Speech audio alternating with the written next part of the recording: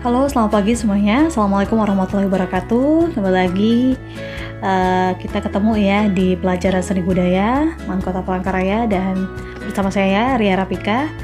Dan kali ini saya akan membahas tentang seni mandala ya. Oke, kita awali dengan pengertian seni mandala terlebih dahulu. Jadi secara sederhana, umumnya seni mandala adalah desain abstrak yang kompleks yang biasanya membentuk lingkaran ya. Mandala dikenal termasuk dalam budaya Hindu-Buddha. Ya, mandala secara harfiah nih disebut dengan lingkaran dalam bahasa Sanskerta, asal muasal dari semua penciptaan bergerak dengan cara berputar ya. Jadi maknanya mandala dalam bahasa Sanskerta itu adalah lingkaran atau bulatan ya. Nah, ia mencerminkan seluruh alam semesta dan dapat berguna untuk latihan atau untuk meditasi. Belakangan ini, ide dasar dari menggambar pola radial juga diadopsi oleh dunia barat sebagai alat terapi atau sekedar relaksasi ya, atau hiburan. Nah, seni mandala umumnya memiliki satu titik pusat yang berasal dari susunan simbol atau bentuk geometrik dan organik.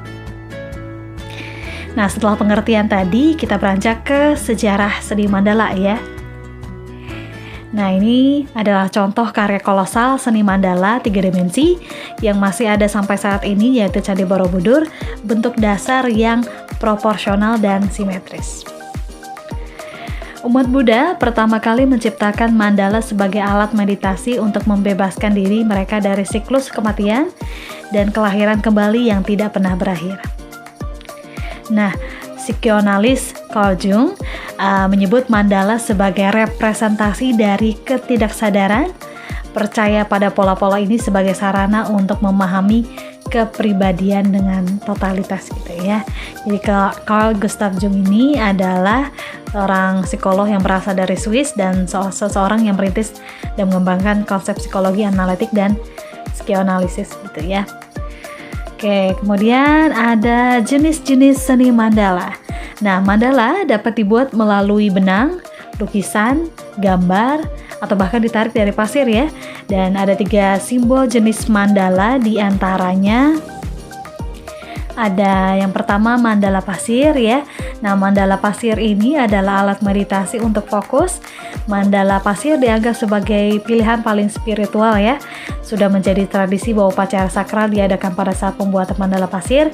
Upacara dan pembangunan mandala pasir biasanya berlangsung selama 3 hari gitu ya. Kalau sampai sekarang para umat Hindu dan Buddha masih menggunakan mandala pasir ini seperti itu ya. Oke, kemudian yang kedua adalah mandala penyembuhan. Nah, mandala penyembuhan dapat meningkatkan kreativitas dan kalian bisa menggambar mandala penyembuhan sendiri ini ya. Contohnya seperti di sebelah kanan ini. Mandala penyembuhan adalah sebagai alat untuk melepaskan energi positif ke dunia ya. Nah, dalam agama Hindu, penyembuhan mandala muncul pada abad keempat dan bahkan banyak gambar mandala di sebagian besar kuil Hindu ya. Banyak ritual dan makna yang sama seputar mandala dalam agama Buddha juga terlihat dalam agama Hindu. Nah, kemudian yang ketiga adalah mandala pengajaran. Mandala mengajar melambangkan pengalaman belajar individu ini ya. Mandala masih mewakili pencerahan universal dan perjalanan spiritual gitu ya. Ini contoh yang pernah saya gambar di kelas seni budaya tahun 2018 yang lalu ya. Nah, itu jenis-jenis simbol dari mandala. Nah, mandala bisa digunakan untuk terapi spiritual. Mandala juga sangat efektif mengatasi permasalahan dan kebingungan ketika memerlukan fokus untuk mencapai keseimbangan dalam situasi ya. Kalian bisa mulai menggambar nih dengan menggambar mandala ini gitu ya. Jadi mandala melambangkan pergerakan jiwa ke inti dari makhluk rohani yang harus mengarah pada rekonsiliasi internal dan integritas baru oleh sang diri. Nah, di India kini juga sudah dimanfaatkan seni mandala sebagai terapi untuk memanage emosi atau kemarahan ya. Dan dia Manju Mohinani ini seorang tokoh dari India kalau tidak salah ya, telah melakukan seni mandala ini selama bertahun-tahun untuk mengontrol kemarahannya dan berhasil. Nah, kemarahan itu dirilis dengan ekspresi artistik gitu. Menggambar mandala atau yang umumnya dianggap mandala dalam peradaban barat tampak berat dan sulit pada awalnya memangnya, tetapi sebenarnya sebaliknya akan mudah kalau misalnya latihan terus gitu. Tampilan rumit mandala muncul dari suatu ritme yang mengubah sedikit upaya ke dalam hasil yang menakjubkan. Melakukan hal yang sama berulang kali dan terus bergerak maju sangat menenangkan dan membuat tetap sadar gitu ya. Oke, nah sekarang saya akan kasih contoh dari seni mandala yang ada di sekeliling kita gitu ya. Jadi kita dapat menemukan seni mandala ini di berbagai benda di kehidupan sehari-hari kita ya, termasuk di sekolah kita. Dan ini salah satunya mandala lingkaran ya, lebih ke mandala kaligrafi ya. Ini kalau kalian pergi ke Masjid Nurul Islam, kalian akan temukan langit-langit atau apa ya katanya plafon ya, plafon Masjid Nurul Islam yang berada di Jalan Ahmad Yani, Komplek Pasar Besar ya. Itu langit-langitnya ada lingkaran-lingkaran kaligrafi ini ya, lingkaran mandala yang diisi dengan kaligrafi. Jadi kolaborasi antara mandala dan kaligrafi ya, hebat sekali, ini bagus sekali karya dari seniman yang udah menggambar lukisan ini di Masjid Nurul Islam ya, contohnya. Kemudian ada lagi mandala sebagai aksesoris. Nah, kalau kalian ingin membuat lukisan atau sejenis ini kayak mading ya, atau majalah dinding ini yang pernah saya potret di sebelah lab bahasa, waktu itu ada PMR ya. Dan biasanya nempelnya mading PMR ini dekat lab bahasa, jadi kebetulan saya foto ya.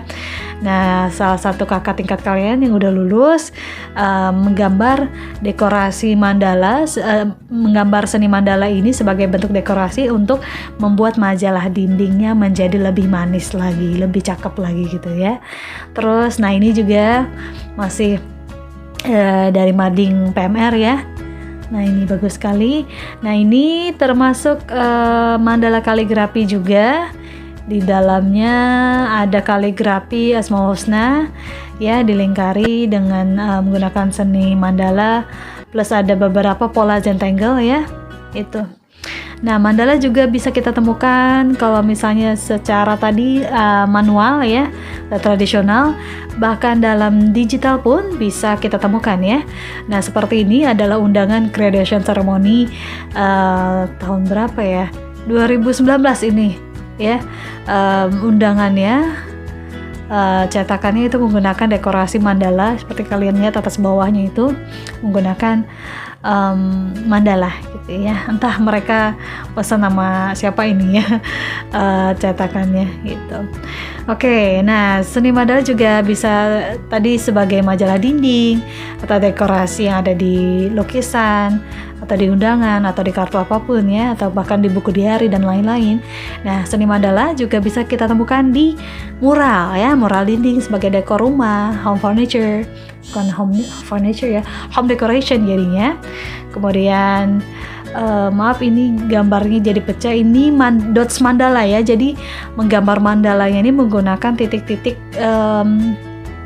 apa ya, jadi tidak pakai spidol atau akrilik atau apa, jadi pakai titik-titik cat kayak gitu yang menggunakan apa gitu, nanti saya kasih lagi ininya ya, penjelasannya gitu. Bisa kalian temukan juga di Google ini dots mandala dalam bentuk lukisan ya, bisa jadi home decor juga, termasuk yang mural mandala tadi. Nah, kita lihat ini. Ini mandala secara besar ya. Kita temukan di berbagai kota, bahkan di luar negeri pun ada yang namanya mandala, tapi kita sebutnya bundaran ya. Mungkin kalau dalam arsitekturnya mereka gambarnya ya otomatis dalam bentuk lingkaran dulu ya, kemudian direalisasikan dalam bentuk wujud nyata seperti ini ya. Jadi bundaran besar juga mempresentasikan mandala berupa lingkaran seperti ini, cakep sekali ya. Kita lihat di situ ada palma dan jalan-jalan yang menghubungkan jalan-jalan yang lain ya. Ini salah satu ikon kita di Kota Cantik Palangkaraya, yaitu bundaran besar. Nah, ini salah satu karya saya yang udah saya pernah buat di tahun 2018 ya. Modal pensil, spidol, snowman saja, dan juga sketchbook. Kalau misalnya nggak bisa tidur, tinggal gambar-gambar aja. Kalau sudah jadi lingkarannya menggunakan apa itu ya, pembantu pembuat lingkaran ya, tinggal isi-isi. Kalau misalnya tidak bisa tidur, bisa kita jadikan terapi atau mengisi waktu luang untuk relaksasi bersantai ya, seperti itu. Ini salah satu karya kakak tingkat ya, mandalanya dalam bentuk Dreamcatcher tapi 2 dimensi ya, hitam putih. Oke, jadi itu.